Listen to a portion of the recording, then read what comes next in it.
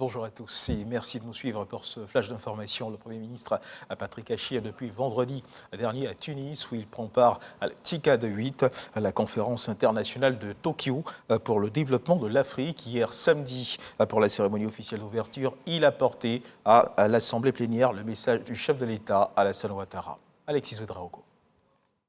La conférence internationale de Tokyo sur le développement en Afrique a ouvert ses portes ce samedi à Tunis. La Côte d'Ivoire qui prend part en tête de délégation le Premier ministre Patrick Achi, représentant le chef de l'État.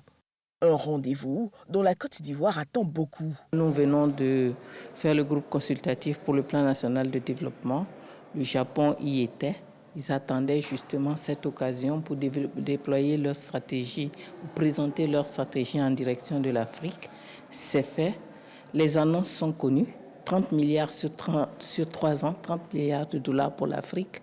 Nous avons noté toutes leurs dispositions à accompagner le plan national de développement de la Côte d'Ivoire. Pour la cérémonie officielle d'ouverture au Palais des Congrès conduite par le président tunisien Kais Saïd, le message est unique. L'Afrique veut saisir au creux des crises du moment sa pleine souveraineté. Un message soutenu par le président de l'Union africaine. Macky Sall invite le secteur privé à plus d'implication. Il nous faut adapter notre collaboration aux réalités de notre temps pour donner plein sens aux thématiques principales de la présente TICAD. Il s'agit de tirer donc parti de cette crise pour gagner en souveraineté à tous les niveaux, en passant par la préservation de la paix, la sécurité et la stabilité, la souveraineté alimentaire par la modernisation de l'agriculture, sa chaîne agricole et aquacole, le développement et l'accélération de son industrialisation et la transformation de ses matières premières pour une meilleure intégration dans la chaîne des valeurs mondiales et le développement de l'innovation et les PME. Le Japon, à travers la JICA, nous assiste dans tous ces secteurs.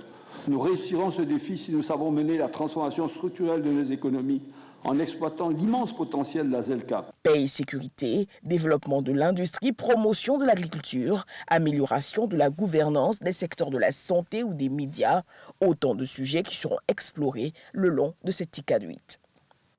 Et en marge des sessions plénières de ce rendez-vous international du développement africain, le Premier ministre Patrick Achi a eu plusieurs rencontres, notamment avec le ministre japonais des Affaires étrangères et le Premier ministre tunisien.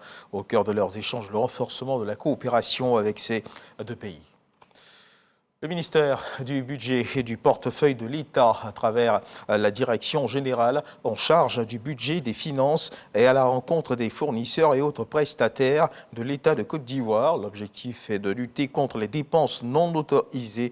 Un instrument nouveau a été mis sur pied pour une meilleure approche, la cellule d'information des opérations économiques.